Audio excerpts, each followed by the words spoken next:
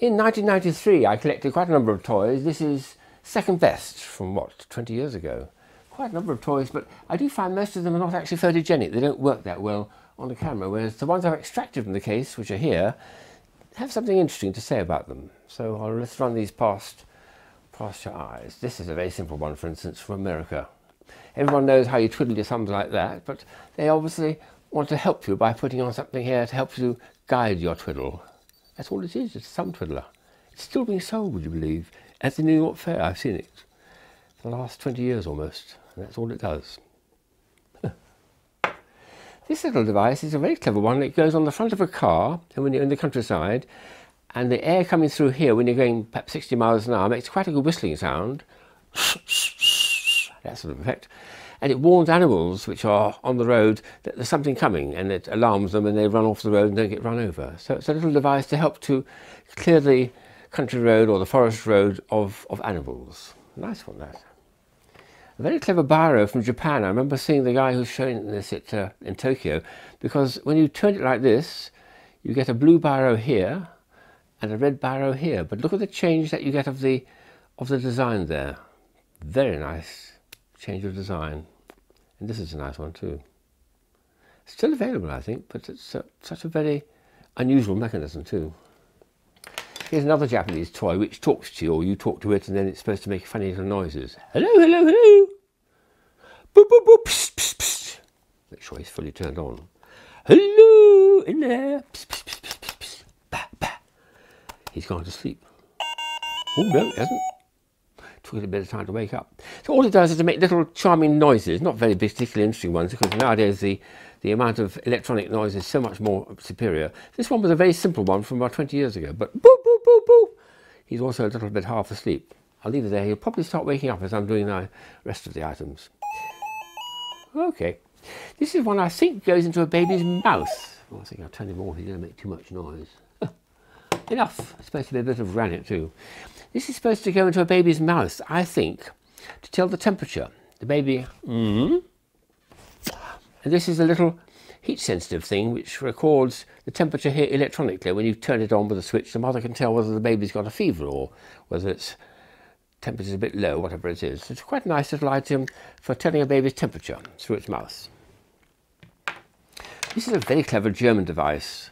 If you've got a large old schloss you live in and your lock could be picked all too easily by burglars, well, what you do is you put this device here into your large door and then turn the key, and it locks and leaves the thing inside it. So you place it in the lock, you turn the key, and as it turns the key, this piece comes out and jams inside the lock. When you remove this, now the burglar can't pick the lock because this is jammed inside it, and the actual key is this one here.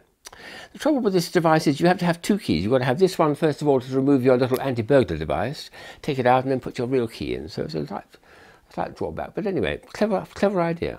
Double lock. And another lock, which is a padlock, which is I do love puzzle padlocks. This one, when you put the thing in, nothing seems to happen.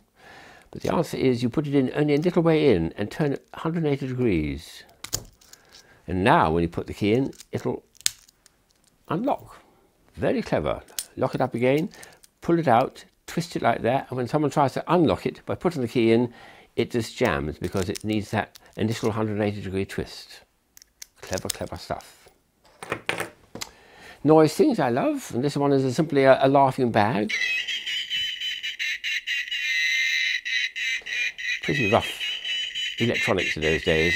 20 years ago, well, there we are. That's all it does. Goes on for about another 5 seconds, hopefully. There's quite a number of these things around. This is a particularly nice one. It's a little figure of this is a scorpion, I think it is, with all the legs cantilevered beautifully, and the slightest movement makes it quiver. But it's in a kind of pineapple thing. Beautiful bit of folk art, probably from Indonesia or somewhere. But I do like those creatures. Here's a pencil. I think these came from Italy, or Spain, was it? It's a times table thing. Yes, no, made in Italy, it says. And as you turn this, you can see coming in the window all the different, what are these, sixes, 1 times 6, 2 times 6, 3 times 6, all the way up to 20. So your times tables, as you turn the piece, you can then find out what 17 times 4 is and that sort of thing. Very clever idea. And it's a normal working biro at the same time. times table. Very simple. This is a very ingenious device which I've never used, but I feel I ought to. It's a Japanese device. It's for sharpening pencils, but it's got a little dial here so that you can alter the actual profile of the pencil that you're sharpening. So you look at the diagram and you see numbers 1 to 5. Either you have a long tapered one like number 5, or you have a short stubby one like number 1. And it's got a little cam inside which is altering the blades of the thing, of the sharpener, and then you can alter the profile whether you want a long tapering cut to your pencil or a short stubby one. Very clever idea, that. Japanese, ingenious. Here's a toy which I've got several versions, but they're all made in the Alps, in the Tyrol. But here's the one from the Far East. It's made of plastic, but it's a climber. I've got so many of these made of wood or cork doing the same action. It's an old folk toy from about 150 years ago, I think. I saw them at Nuremberg many times, but here's a simple little plastic one which does the same thing. Climbs just to a pull release action.